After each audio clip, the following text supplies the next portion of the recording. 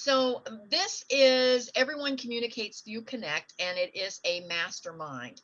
Not only are we working on putting together a mastermind so that all of you can see how it's done, it's also a training type mastermind so that you can maybe pick up some pointers and do a mastermind in your own business. So everyone gets to practice that wants to. The first 5 weeks, we took the book, which is John Maxwell book, Everyone Communicates, Few Connect. And we actually went through a few chapters. It's chapter 1 and 2.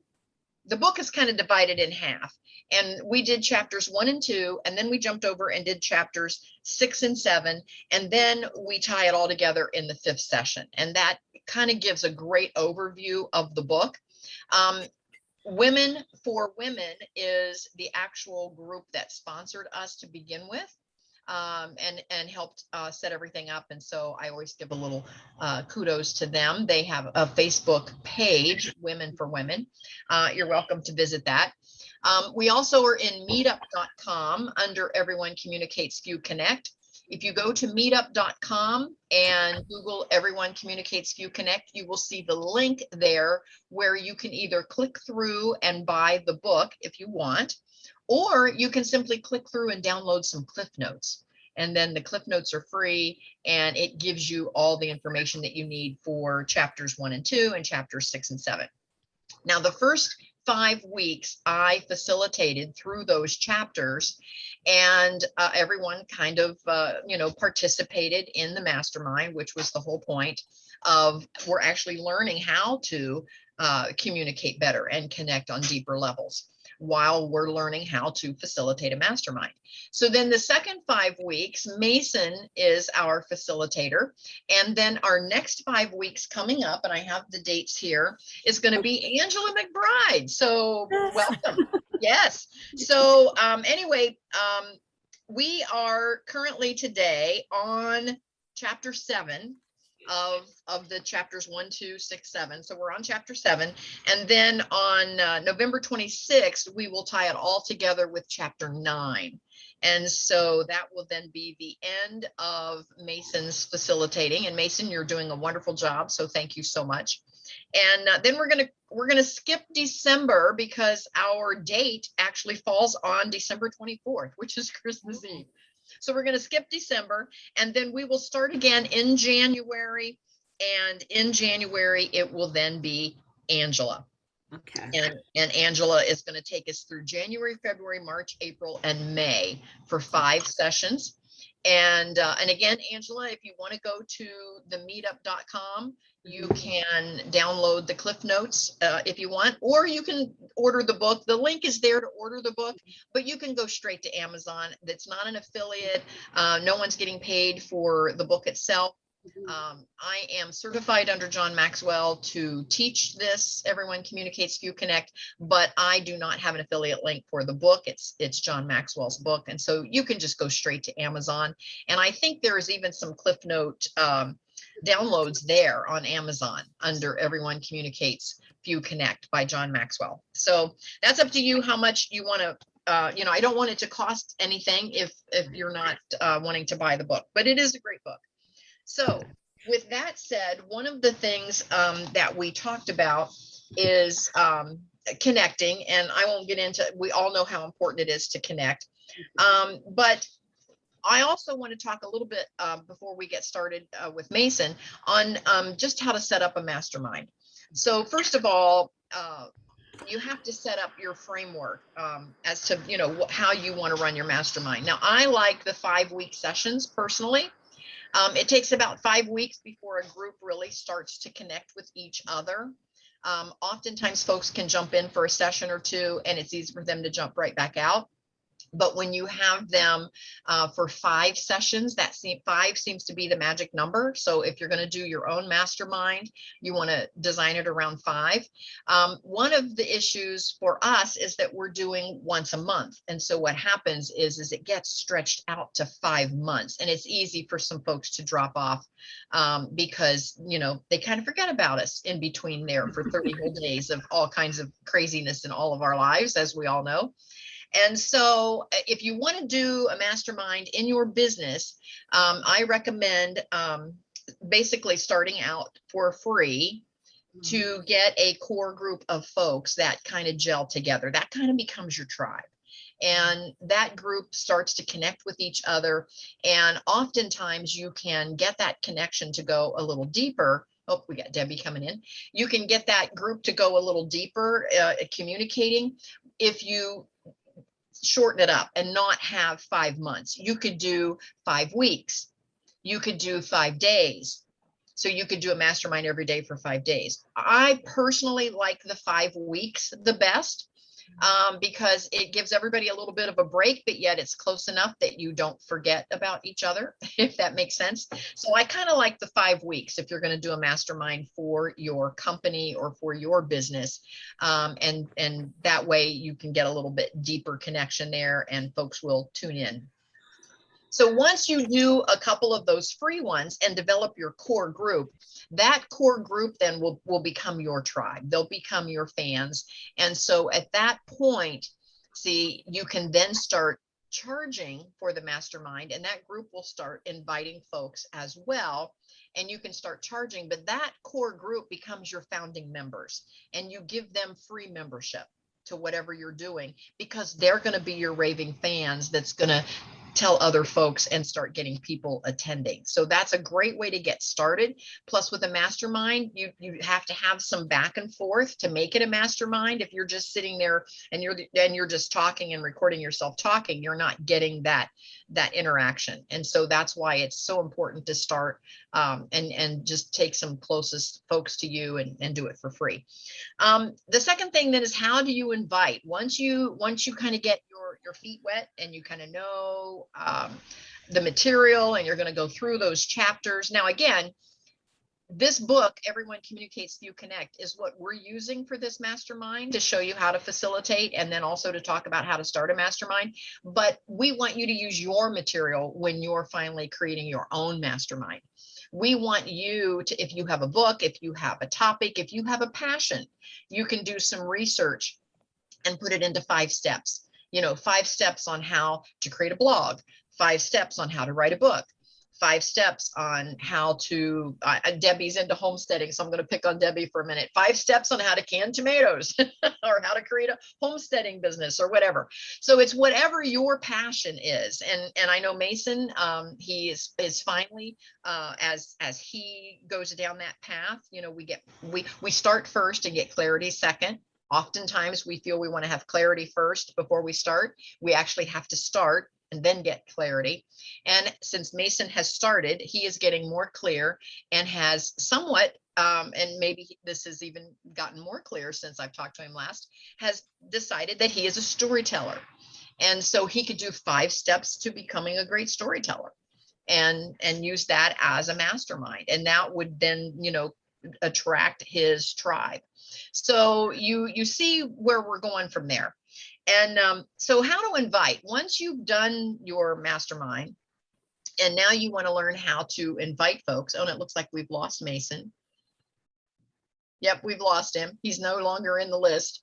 So we'll have to see if he taps back in again. I'm sure he will.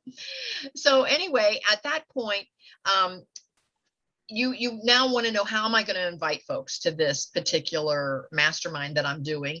And so from there, I like to use Meetup, I like to use Eventbrite, and I like to use Facebook events. And all of those, if you start with just one, they're free. And then as you do more events or whatever, there's all different price points on some of those, but none of them are very expensive. But anyway, the point is that's a good way to start inviting folks to come to your mastermind event, is by actually inviting through those event type apps. And then of course you can post it out across your social media. That works too. But then the next question is, how do you price it? How do you price a mastermind? And one of the things that I want to instill in you is to actually start with pricing it, starting it for free until you get that tribe. Now, Debbie, you'll probably remember this. When I started, after I had retired from I'll call it corporate America, and decided to start my coaching business, I did 5-week sessions. And then I would skip a couple of weeks, and then I would do another 5-week session and skip a couple of weeks and another. And I did that for a year for free. I did it 5 weeks on, 2 off, 5 weeks on, 2 off, working around holidays and that sort of thing. And I did that for a year to develop my core tribe. And then after a year is when I started then putting a pricing on it. So now my masterminds, because I want to build a larger organization, I have decided to do what's called a membership site. And so in pricing, I have paid masterminds, but it's a $25 a month membership site. So the joy of that, when you think about pricing, how many of us have joined a fitness club? Yes. And you find yourself not going, but yet you keep thinking you're going to, and so you let it just draw out of your account at $10 a month, whatever. and it kind of goes on and on and on. And so so my point in that is if you have $25 a month, and it can be something like $24.99 or or 27 or but something in that range, but 25 a month, and times that by 12 months, that is $300. And so now each of your members is actually paying you $300 a year. And so at that point, you're just going to grow your tribe. You're going to have 10 that are paying, and then you're going to have 20 that are paying, and then you're going to have, maybe 50 that are paying. Okay. Now, just to give you an idea, I started this, and I have 125 persons now that are in my masterminds, and there are 125 people are paying $25 a month. And so you see how that works. Okay.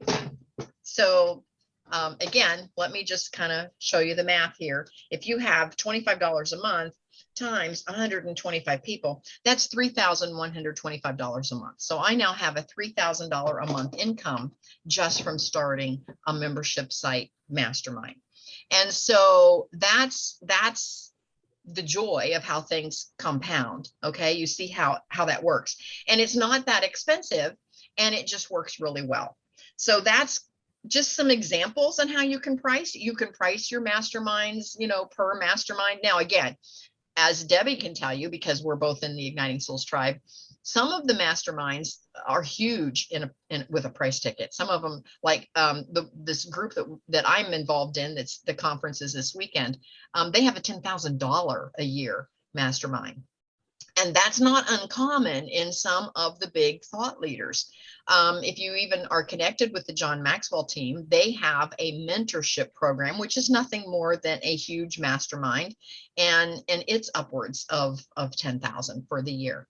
And so that's not unusual for some of these big thought leaders. But when you're getting started, I don't want you to feel like you're not enough. Sometimes when we start a business, we feel like, who am I to charge, that kind of money? And so do something that you're comfortable with. And the way I like to test and measure that for myself is, what would I be willing to pay that I would leave alone? And I figure $25 a month, I would be willing to pay $25 a month. And just like that fitness membership, if I kind of wash out for a minute, I might think, oh, darn. I'm not going to cancel it, because I'm really going to go back to that. I'm really going to do that. So I would just kind of let it draw out of my account. So that's why I chose that amount. And I see a lot of new persons are doing that are getting into the coaching type, thought leader type business. That's a good price, 27, 29, 37, right? Kind of in that range. So you get the idea. And then the last thing we want to talk about is, how do you launch all of this? And again, once you decide that you're going to do this type of a facilitation of a mastermind, you have to have a place to host all of your material, because you're going to be doing some research. You're going to be doing some marketing. You're going to record, like I'm recording this particular call.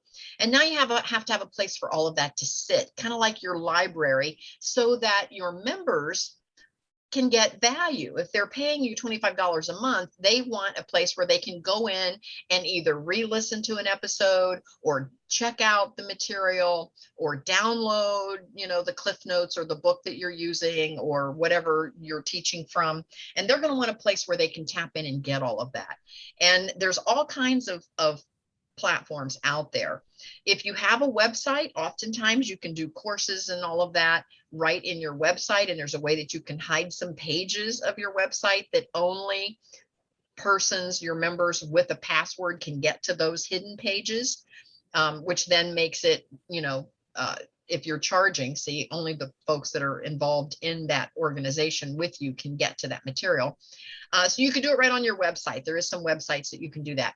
I chose Teachable. Teachable.com is simply a teaching platform, and I'm able to put my PowerPoints there. I'm able to put replays there. I'm able to put blogging posts there, my training materials, and at a click of a button, I can make it downloadable so that my students or members can simply download it anytime they want. And when they sign in to Teachable, they sign in with their email. So now I have a marketing in the back, what we call back of the house. So now if I want to announce, here's the Zoom links for this week or whatever, I can do that right through Teachable. Teachable also already has the plug-in for your payment, and they allow you to take a full payment. They allow you to do free programming. They allow you to do a partial payment, and they allow you to do a membership monthly reoccurring payment. So they allow you to do all of that. Okay, here's Mason. We're going to let him back in. We lost him for a minute. He's now joining.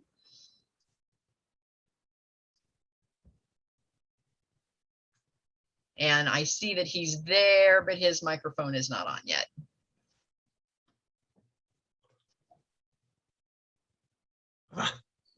There he is. Mason, we lost you for a minute.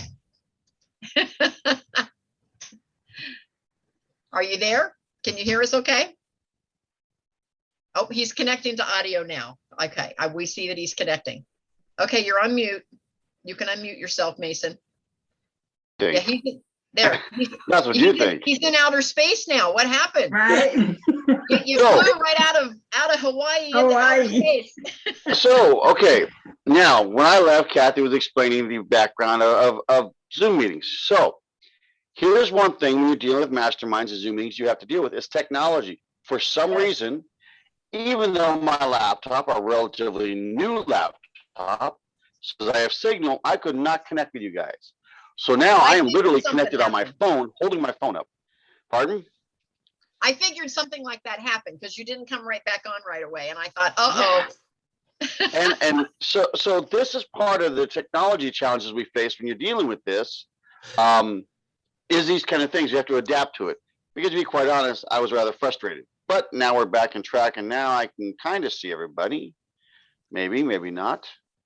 Nope, I rarely use my phone here. for Zoom. So just know that we're all here and that we see you just fine. And so anyway, can you see any of us at all? Because it's hard to talk to a blank screen. I see you guys. I see, depending on which way I hold my phone, somewhere left, right.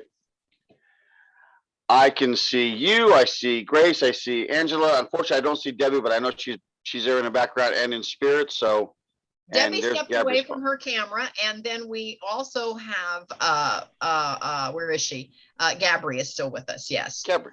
Awesome. So yes. Now we've shown one of the fun parts of doing Zoom meetings or masterminds. Now, with this, there's a great lesson here, Mason. Here's another thing. If you are hosting and what you want to do as soon as you get on, and see, Mason and I are tag teaming, so he knew I wasn't going to go away. But if you're hosting a Zoom meeting like this, as soon as you come on, you're going to want to pick someone that's going to kind of be your co-host and tell them, if I get bumped off, don't go away. Just keep going with the meetup so that I can sign back in. And so you'll notice that's what I did. I knew that Mason was going to try to sign back in. I didn't know he was having technical problems with his computer, but I just kept going with the meetup because Mason and I are functioning as as co-host with each other. So you're going to kind of want to pick someone in your group to be a co-host. So when Angela starts to moderate in January, I will also remain on as a co-host. And then, of course, Mason, since he's been the previous facilitator at that point, he will have been a previous facilitator. He'll remain on as well when someone else is hosting. And that way, if any one of us get bumped off, you've got part of your team is going to keep your call going.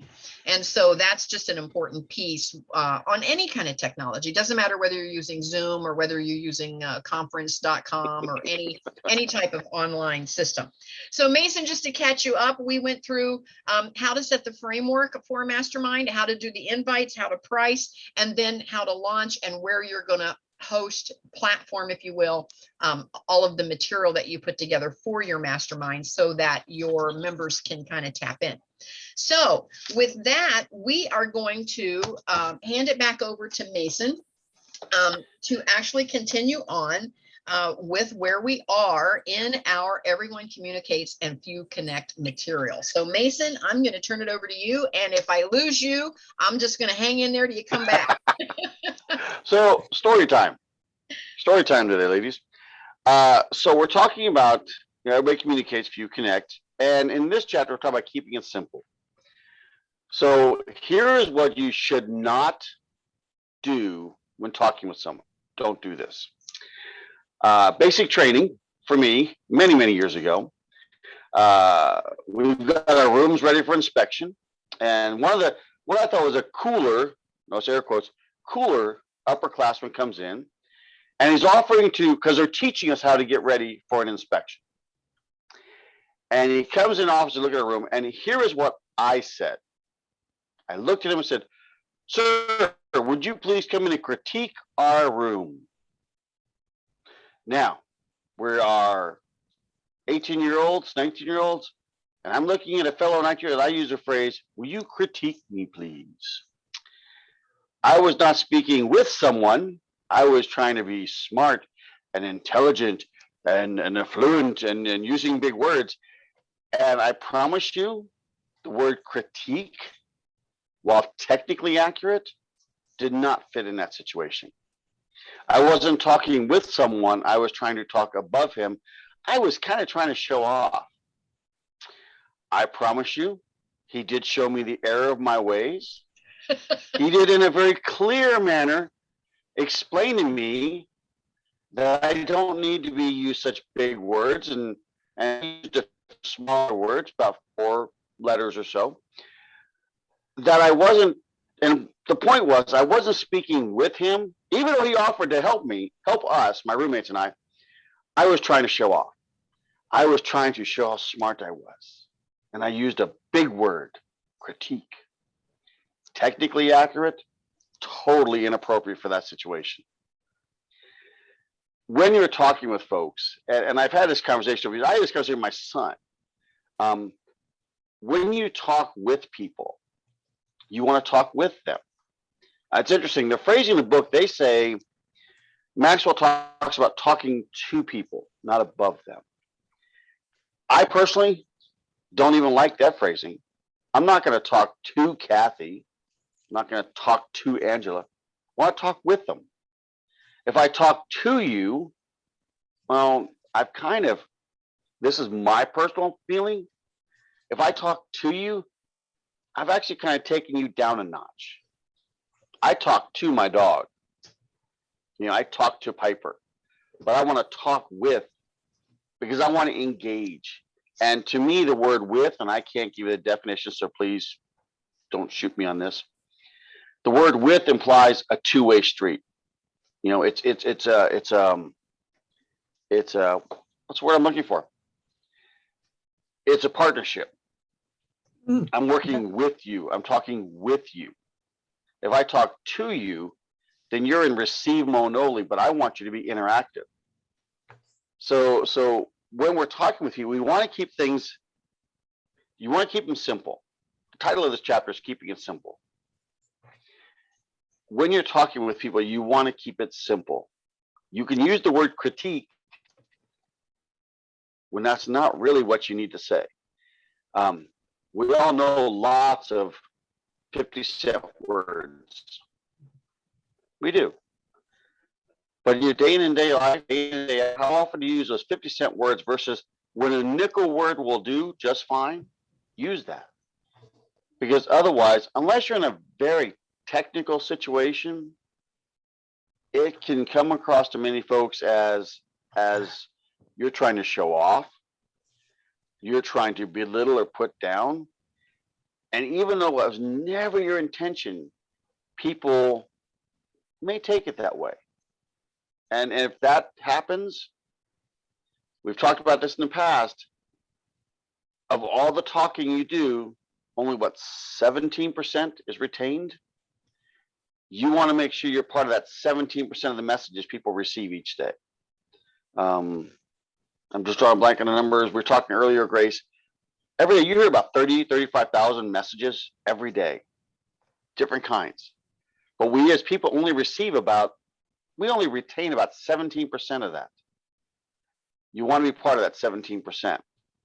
And even if in a meeting or just a conversation, you want to be part of their 17% that they retain. I apologize for my screen shaking because I'm actually holding my phone up. So It looks like you're floating around in space. I was waiting for one of you ladies to say he's kind of spacey, which would be technically accurate too. So, and I didn't have time to change my background, so I'm good with space. No, you're good. You're good. So, Yep. I'd like to share a situation, exactly what Mason is talking about, and this is how masterminds work, is that everybody gets to participate with something that they can relate to in this his topic. We're in a formal dance club. And when we're in this formal dance club, the first thing that happens is that we get all dressed up. Mark's in a tuxedo, I'm in an evening gown. We're ballroom dancers. We show up for this beautiful dinner dance. And it's a social club as well as a dance club. So not everyone are dancers. But oftentimes, when you get into that environment, not necessarily dance, but when you get into that environment, and maybe it's because it attracts a little bit of an older crowd because it's ballroom dancing. So there's a lot of experience in that room. There's a lot of older folks in the room. They're dressed to the nines. And all of a sudden, I start to feel a little less than, because I'm sitting next to like the president of some company on one side of me, and somebody that's won dance competitions on the other side of me, and all of a sudden they're having a conversation across me, and they're speaking a language with words that I don't even understand. And so I really start to feel less than as I'm sitting there, because I'm thinking, do I even belong in this room? Here we are, Mark and I can hold our own on the dance floor, but all of a sudden I start to feel a little inferior because I don't even know what some of these people are talking about, but they all seem to know. And I guess from that, I try to always be aware that, even because we're all at different levels, and I try to always be aware that I could very well intimidate some of my audience unknowingly, because I'm communicating on a different level. And so I always try to stop myself and tell myself to enter the conversation in their heads instead of making them enter the conversation in my head. And that way it keeps me more authentic, and it kind of overrides that ego of trying to impress. And when I'm in the dance group, I decided to practice that, because I thought, well, I could go two ways. I could try to step up my game and try to, like Mason, try to impress this group with some big words that I can communicate on their level. Or I can just try to hear what they're saying and not necessarily the words that they're using, and try to connect a little deeper with them. And I find that if I really leave the ego at the door and just enter the conversation more authentically and try to hear what they're saying and what they're feeling more than the words that they're using, that I seem to connect a lot more. And Mark and I have surprisingly become one of the favorite couples in the room. Everybody wants to sit with us, and I think that might be part of it. is that we really try to make a deeper connection. So that's my contribution to what Mason's talking about, because I really feel when that conversation started that maybe I wasn't smart enough to be in the room, and I soon learned that it's not about that. It's about connecting. It's not about impressing. Okay, that's a good point. Anybody have any, I personally, many examples of things like that over the years. I mean, anybody else have, maybe you run across that, where either you were the recipient of, like, why are they talking down to me? Anybody else run into that over time? I will say one thing. Oh, I'm sorry. No, go ahead. No worries. I will say, Mason, that what you just said showed me I don't have to use big words in order to impress somebody. And that has been in my head forever. And what I need to be is just me. Mm-hmm. Be my authentic self, and just, if I don't meet their criteria in what they're looking for, then that's okay. I don't have to be friends with everybody. And I got to make sure I read this chapter, because this is really speaking to me right now. When we communicate, the idea, in my opinion, is to get the message across. How do you have to do that to get it across clearly? And I'll give you another silly example. Once again, back in the military, years ago, military days, I was in Castle Air Force Base, and every week we had to give charts. And these charts showed trends. And I think I had literally like 20 things I had to go over, 20 charts. I don't know about you guys, but I get bored. And they're my charts. I still get bored of charts. And the wing commander has to go through like a couple hundred every time we did this meeting. So one day, for fun, to make it easy, I literally put a big wide arrow on the side of the chart. And basically it said up is good or down is good, whatever you're going for. So you'd see the line on the chart or the columns. Wow, my finger really shows up on the screen. And I put up is good. That way, and when I did it, I remember my boss just kind of shook his head, and my sergeant was making fun of me. I said, no, we're going to do this. Big green arrow, up is good. So literally when the chart went up, and I'm presenting this as a young captain in front of the colonel and all the other wing, squadron commanders, in an instant, boom, line is going up is good, press on. It was a little goofy, but it was meant to convey it in just that fast. And even though my own team they were kind of having fun with me, the colonel loved it, because his words were, I know it's good, let's press on. And I got the message across. And the point is not about me, it's about, these are my 30 slides, and oh my gosh, I get bored. I mean, I'm invested in them, but please, how many of you want to look at 30 slides? Okay. How many of you? No one does. I'm sorry. So I tried to make it, the point was to get my message across. Keep it simple. Mm-hmm. You know, when you see a big arrow, it's green, says up is good, and the line's going up, awesome. Or if the line is going down, they could see it in a heartbeat. We want to get to the point and keep it simple. And that's, doesn't matter what the topic is. You want to make sure we're all on the same point and get to that point, whatever it is. One of the other things we talk about, this chapter talks about, and I enjoy this, is getting the point and then repetition. Mm-hmm. Now, I think I've known Debbie and Kathy the longest. I've spoken more with Kathy, and I don't know if Kathy realized, every now and then I'll use this phrasing. I'm repeating myself on purpose. Okay. I have a bad habit of repeating myself, and it was a verbal tick of mine. However, and somebody called me out on that, but what I've learned is sometimes I have to repeat myself to make sure, and I will physically say the words. This is how I handle it. the point of this Zoom meeting is to talk about communication. I mean, I'm repeating myself on purpose. It is all about how to connect with people on a personal level. And the repetition does two things. It keeps the topic, the actual ultimate goal up front. But then by saying the phrasing, for me, and I do this to catch myself, I'm repeating myself on purpose. It helps illustrate that I'm not just trying to ramble. I'm trying to get that point across, and it helps reinforce the point. So the repetition is important because right now, is there anybody in this group who is not thinking about something else in the back of their head?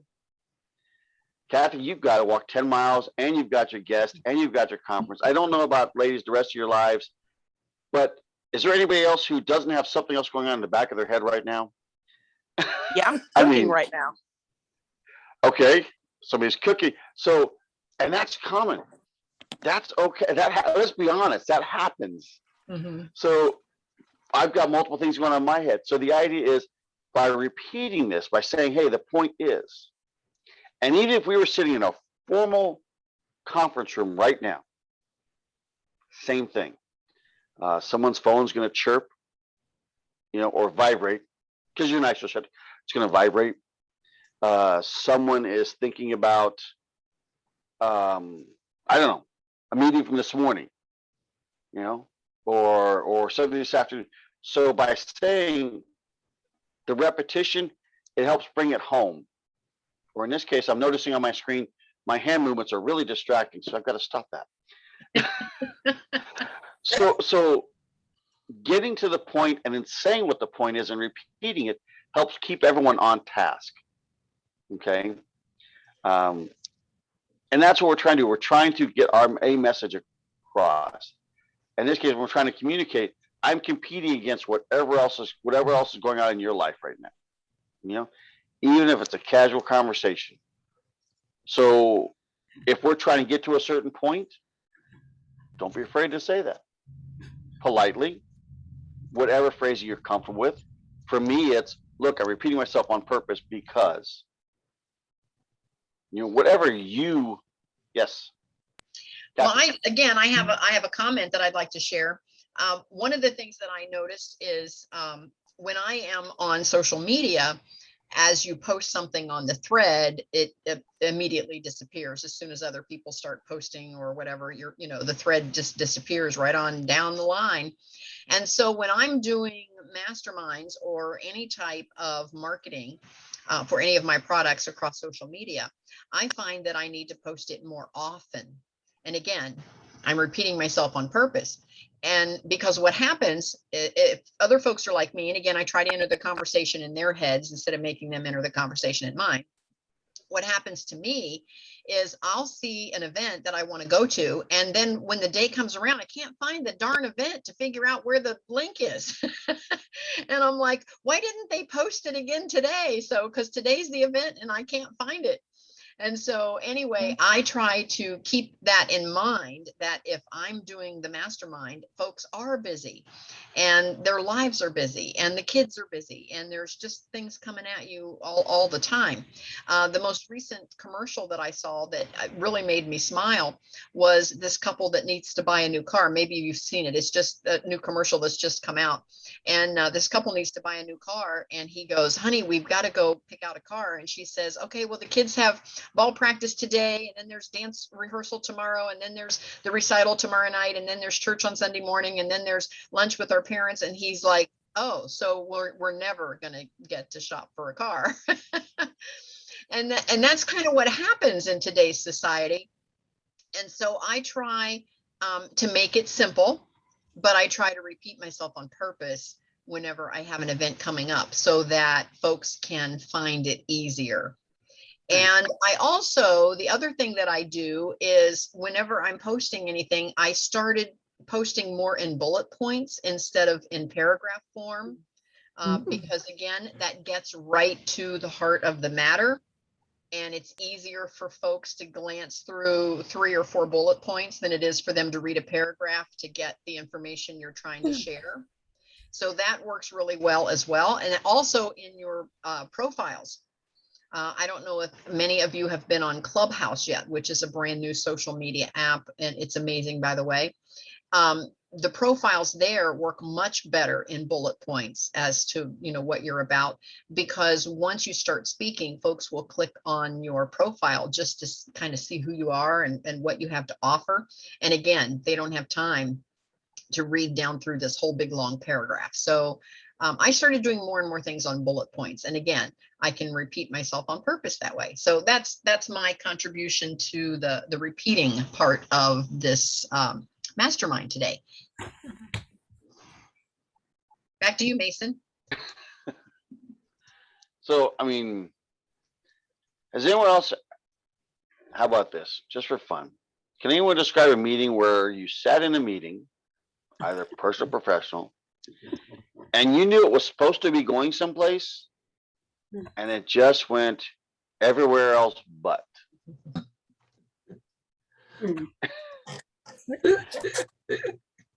I can't be the only one who's gone through that. Anybody else experience this? Yeah, And you're sitting there? I have. Yeah, as a matter of fact, one of and again, I'll kind of tell a little tale out of school a little bit. I'm in a smaller authors group, a little chapter off of this big authors group that we're in, and it's just a chapter.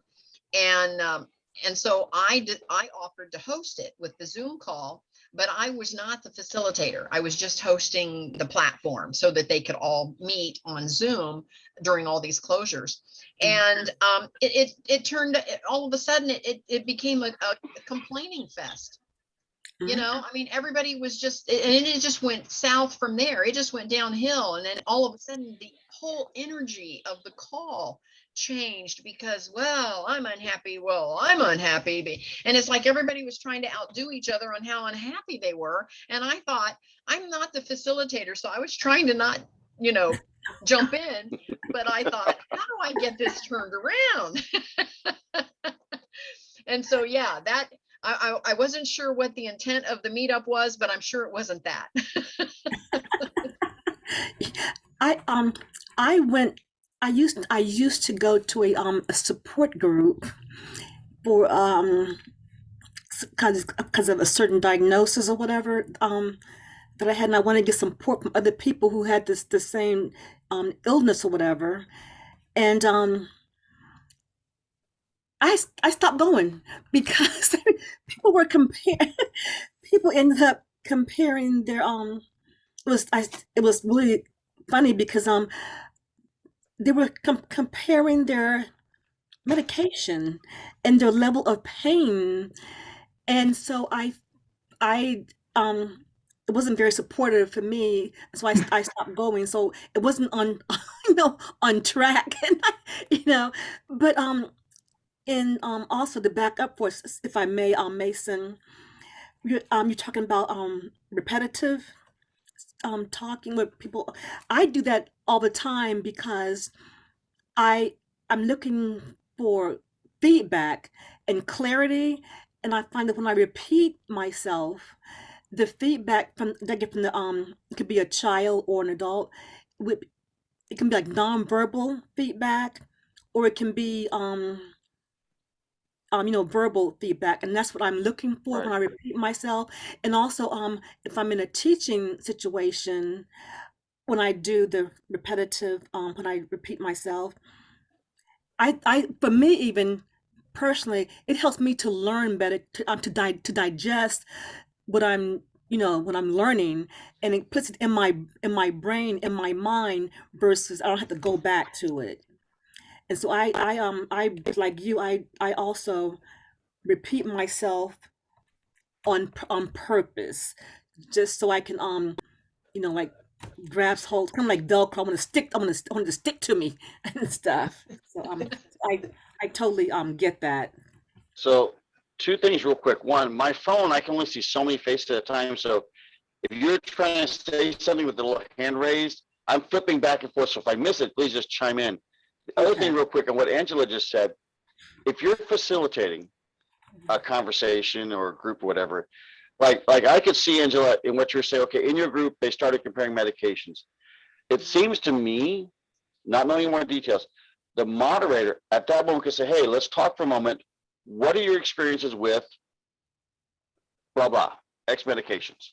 So person A says, well, I tried this, it doesn't work well here. Person B says, hey, you might want to try this instead.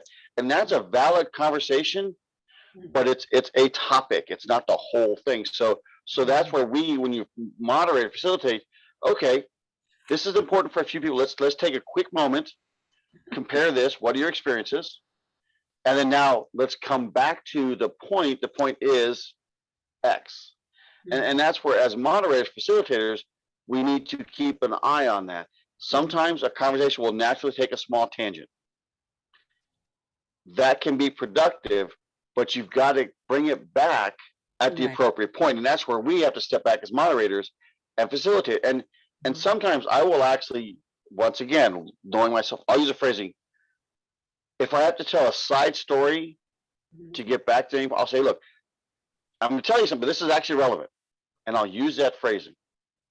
Hey, here's an example, or here, let me tell you something, but it's relevant. I'm coming right back to illustrate whatever the main point is. So you want to, when communicating, when connecting, it's okay to take a small detour, as long as that detour brings you back to the main topic. Right? I mean, I know that in my personal life, we've dealt with stuff where we're trying different medications. And sometimes it's useful to say, hey, we tried this. Here's what we saw. It didn't work real well.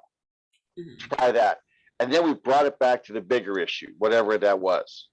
So whatever your topic is, people are going to have examples. Just you need to bring it back. Take that small detour, but that detour needs to come back to whatever the topic is, getting to the point. And a lot of this connection stuff is being comfortable almost with yourself. So I find for me, I use the simple phrasings. That's great. Now, hey, the point is, or let's get back to this. And I'll actually say those phrasings. And then if I, looking at body language, remember, of communication, 7%, studies show 7% is the words you say, 93% is the body language. So I'll say, hey, let's get back to the point. And based on the body language, I'll then have to adjust accordingly. Hey, I just want to make sure I'm guilty of rambling. I want to bring it back. And I'll use myself because that's the safest thing I can do. I can throw myself under the bus just a little bit because it's true, but it takes the pressure off someone else.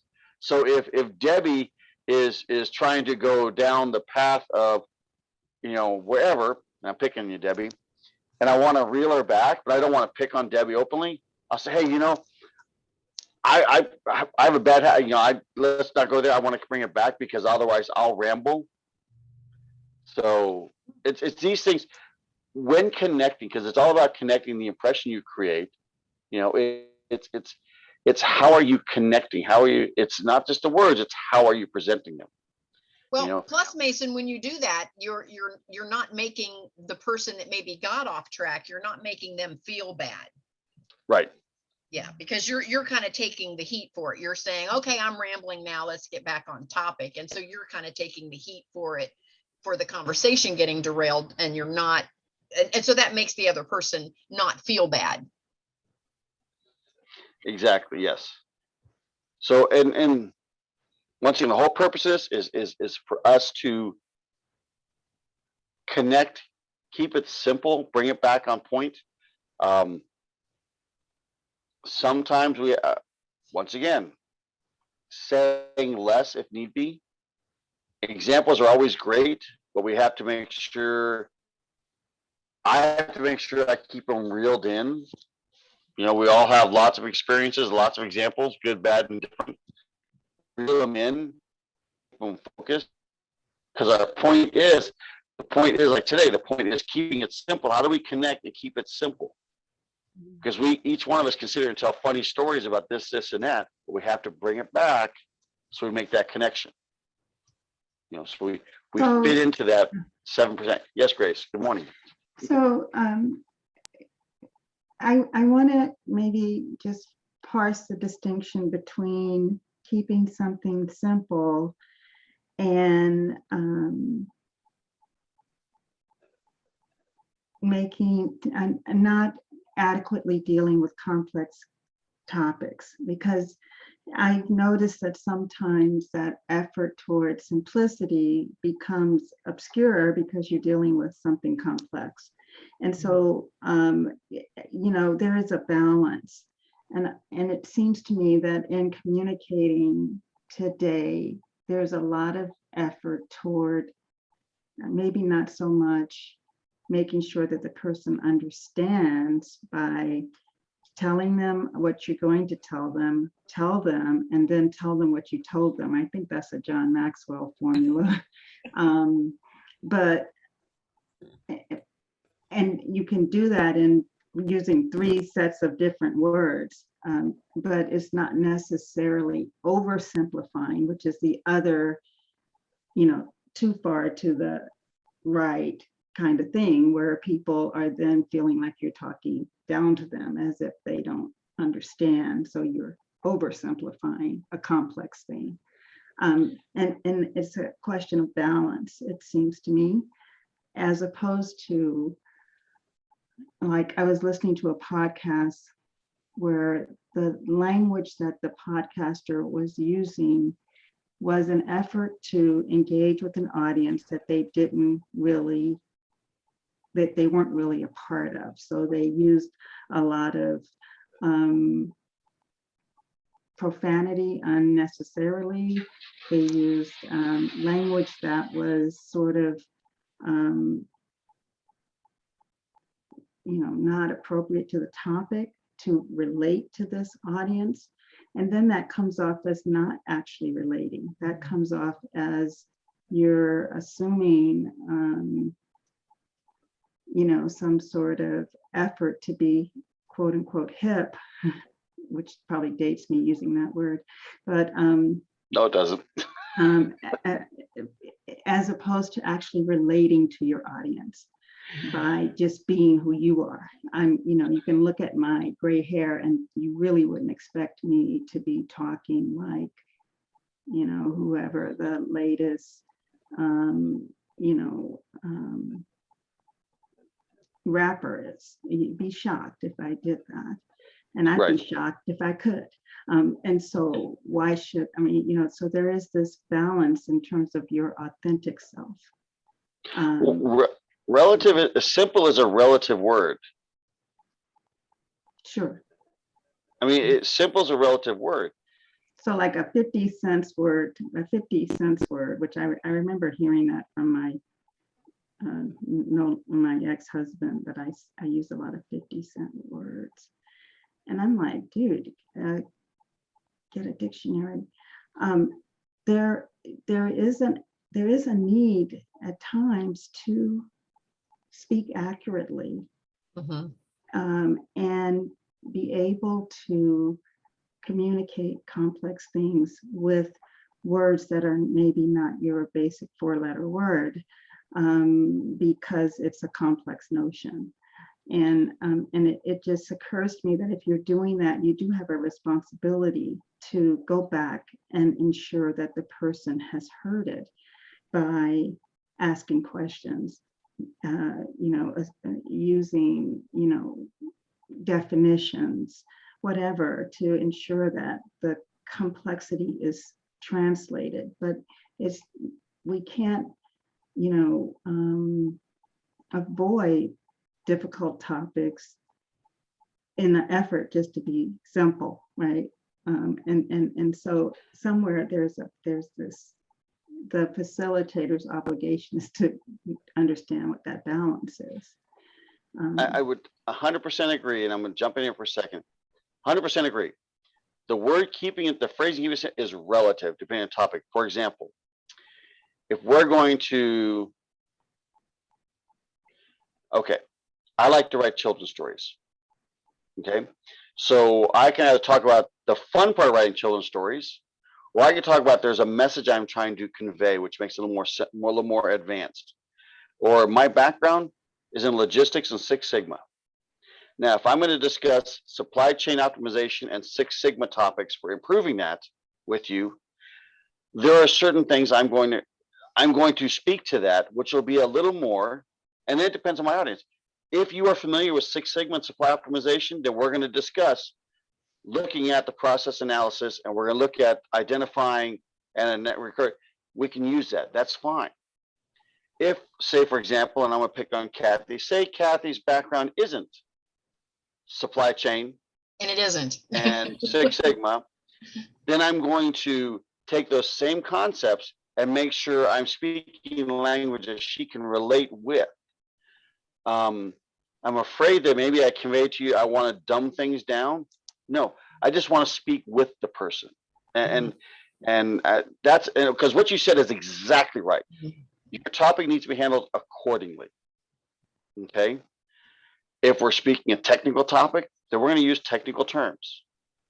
If I'm a technical guy in a non-technical group, I'm going to change so people can relate to and understand what I'm talking about, not to speak down with them, but to be able to connect with them.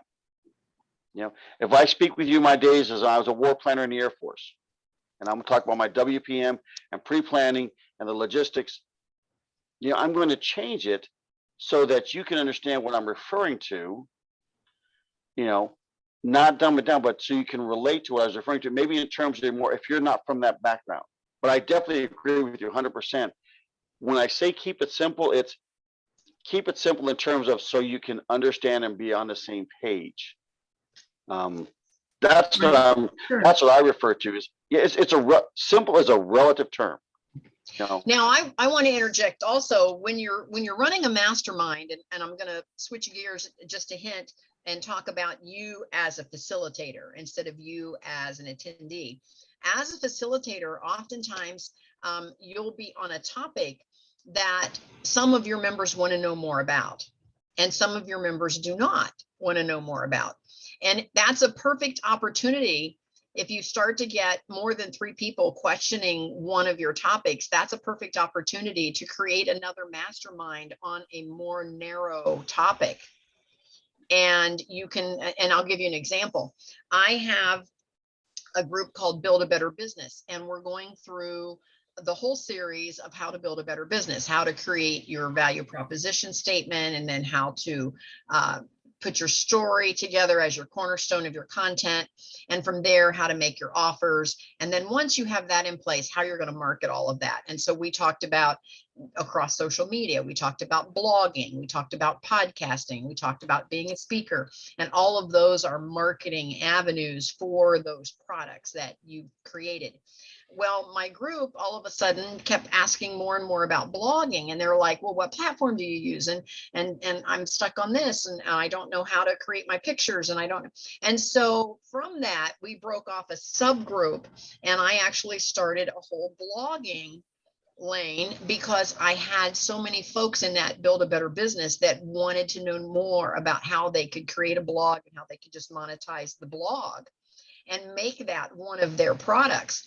And so it actually ended up becoming a whole separate group because we wanted to get more technical just in that one phrase or that one phase of the Build a Better Business. Yes, Grace. And so the people that were in the Build a Better Business that also wanted to do the Build a Better blog paid a second membership for the other theme, or was it like a sub? That's a great question. So let me address that. If you recall, I had my core founding members over in Build a Better Business. And then from there, paid members started coming in on Build a Better Business. Once a few of those, some founding, some paid, wanted to now be in a separate group, I made all of that original founding members of the second group and did not charge because that now became the core of that second mastermind. And then I opened that up for paid members to join. And you can see by that example how you can grow a mastermind into several masterminds. I now have 8 on 8 different topics, but they started with just one. Hmm. So you can see how that can grow. Sure. Thank you. Mason, back to you. So, okay, so kind of coming at the end of an hour, we try and keep these things about an hour or so, depending on the flow. Remember, the whole point of this was, how do we connect? We hear thousands of messages every day, literally thousands of messages every day. Of that, we only take in a tiny percentage. So in terms of communicating, how do we keep it simple? You know, I used the phrasing, and I had this conversation with my son. I'll give you an example. He was in his mid-20s, and of course he knows more than I do. Just ask him. And I'm used to working with folks where I try and relate with my audience. Now, my background from my career experience, I deal with folks I've run production facilities, I've been in steel mills, so great people, but they don't need me to use the highest level of word in the dictionary to get a point across. I want to speak with them, because we're relating. He would get on me about, no, you need to use bigger words. And I'm like, no, I don't. I need to use the language and the terms so I can relate with and talk with my audience, if you will. You know, like I said, in Maxwell's book, he talks about talking to people, not at them. I personally don't like that phrasing. I would rather talk with someone, because I want to get to know you. And it doesn't matter whether it's one-on-one, it's 1-on-5 like here, or if I'm in front of 100 people. When I speak in front of large groups, I pick out someone, and I'm actually talking to 2 or 3 people in the audience. That's how I handle my own nervousness, but I'm trying to talk with them, you know, and then I'm trying to keep it simple relative to the topic. Okay. And I like, Grace, I'm really glad you called that point out, because I think maybe I expressed it incorrectly. Simple is a relative term. If I'm in a technical forum, I'm going to use the appropriate language. I'm just trying not to dazzle someone. I don't need to impress you. I literally was at a conference one time, and this gentleman, there was about 250 in the audience, all of us war planners, and this guy got up on the stage, and he put up this chart, says, look, I know you guys can't read this because there's so much on here, but I wanted to show you everything. And he came across as he was trying to be a show off. Okay. The slide was totally unreadable. He had way too much on there. You couldn't follow any one line. This is what happened when he said this. He said, guys, I know you really can't I really can't really read this slide. And I kid you not, there was about 15 or 20 people in the audience audibly said, then why did you put it up there? He was trying to dazzle us. The audience, we're a bunch of officers. We don't care. We called him out on it. Then why'd you put it up there? Mason, I'm going to jump in real quick. Angela has to go. Angela, thank you so much for being with us today. Oh. I really appreciate you. Bye-bye. Thank you. And I look forward to meeting next month, and also I'm excited for January. A little nervous, but excited. Oh, No, you'll do great. you're going to You'll be do great. fine, because you're among friends. We are now your tribe, and you're among friends. And so please weave into it when it's your turn to facilitate. Weave in who you are and your message, because you can start to weave in what it is that you want to promote in your own mastermind, and you can weave it in with this material and get some good practice. Well, thank you for that tip. I appreciate it. You guys have a absolutely wonderful weekend. Yes, Take thank care. you. Bye-bye. Bye-bye. Bye. Thank you. So that's just kind of wrapping it up. Sorry, go ahead. And we lost Debbie. Her power went out. She was on her computer, and her whole power at her house went out. And that's why Oh, Debbie no. appeared. That scares me, because she's just down the road from me. I know. Yeah, her power went out. So anyway. So anyway, so that's the point. And I was saying, I'll go back to that. Like I said, Grace, that was a great point on keeping the word civil being relative, because it's, as I'm thinking what you said, I can see where some people might take that as a judgment word, especially in my opinion, we're a little hypersensitive today in some areas. Okay, not going to go on that topic. The word simple, I can see where some people might take it as a judgment word. No, it's not meant as that. It's meant as, how do I relate to people? You know, I can speak Spanish. If I spoke Spanish, and I could say this exact same thing in Spanish, but I would not relate to it. And well, assuming you don't speak Spanish, I couldn't relate to you because it's a different language. So it's using the same language as who you're talking with, is my opinion. One thing real quick, because I know as we're getting to the end, if we want, Kathy, we put our emails in the chat room, if you want to connect with other folks. Yes, please put your contact information in the chat. I will then post it in the Kathy Benner International Academy, is where all of our previous Zoom calls are posted. We have all of the replays there, and it's just under Kathy Benner International Academy. So you can tap into that if you'd like. I will put all of our contact information there if everyone wants to participate. And I'll type in there as well. It's Kathy Benner International. And I have lost you. Yep, you're still there. Yep, we still hear you. Yeah, because I can't see you guys now. Kathy, will you put my email in there, which is lmvandyke@yahoo? Because hold on a second here. There you go, I found you. Okay. All right. I found you guys. Now, can you type it in, or do you want me to type it in? Would you? Because I don't know how to do it from my phone. All right. And what is it again? lmvandyke@yahoo. Oh, wait a minute. I think I found it. I am literally just tapping my phone right now, trying to figure out how to get things to work. Okay. Feel free to laugh. Yep. Yeah, feel free to laugh if you want. Nope, it's all good.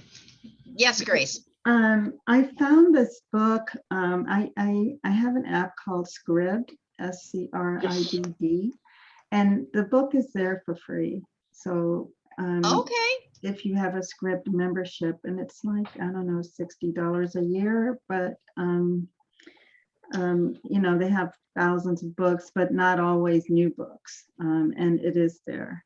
And I think it's there both audibly and in text. Okay, so it's SCRIBD. D is in Delta. Okay. Yeah. So that's the site. Yeah, and it's scribd.com probably. Okay, and what is the book? Whatever. Let's see. The John Maxwell book. Okay. Connecting.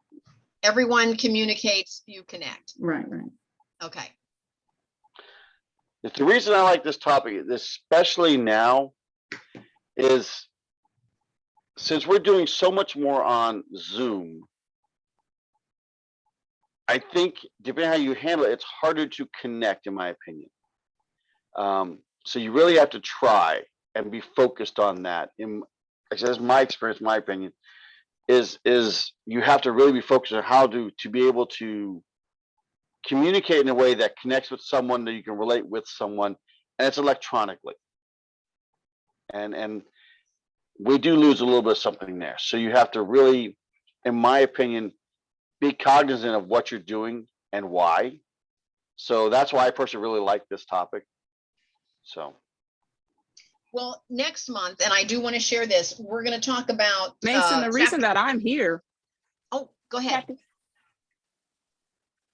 Hi, I know it's my first time speaking. My name is Gabri, but I just wanted to go off of what Mason was just saying. The reason that I'm here is because of technology. I'm so tired of people my age not being able to connect with themselves or other humans around them because technology has created such a divide between us all. So here I am.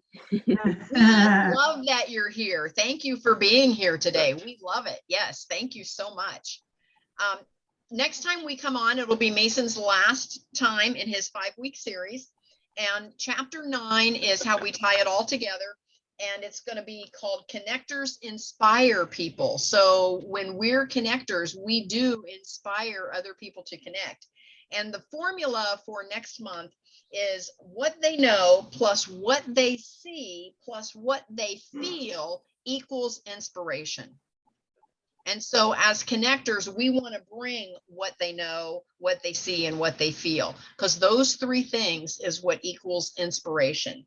So it's what we help people know, it's what we help people see, and it's what we help people feel is what equals their inspiration to take the next step in whatever our topic is, whether it be build a better business or how to blog or how to create a nonprofit or whatever your topics are, whatever it is that you want to help folks take the next step in. So that's what we want to do, is help you create a mastermind for your business that you can monetize so that we all get to work from home and travel and work from anywhere in the world, do whatever we want, whenever we want.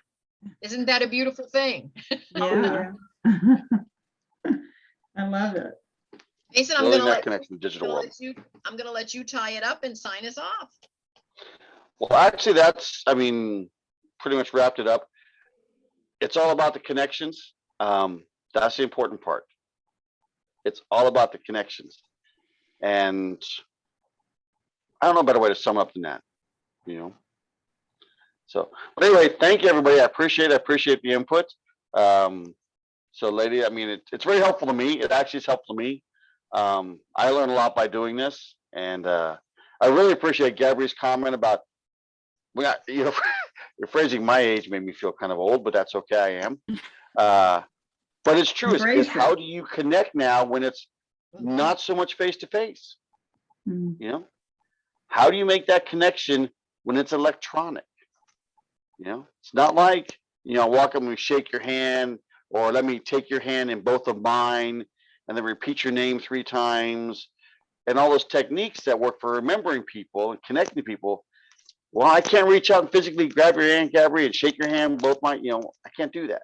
So I've got to be able to communicate in such a way that that makes the connection, not the physicality of it, if you will.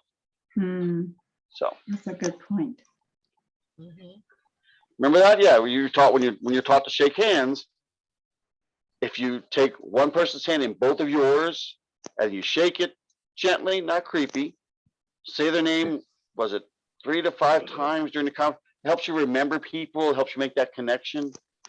But we can't do that as much nowadays, you know? And we carry people long distance. I don't know, ladies, where you're from. Kathy and I are here in Ohio. You're in Ohio? Okay. So it's not as, but Oh, no, I'm in California. California. Oh, I'm from San Diego originally.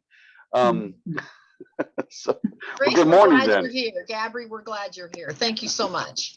Thank you. Take care. I appreciate it. Have a good month. Okay. Bye, everyone. Take care, everybody. Bye-bye.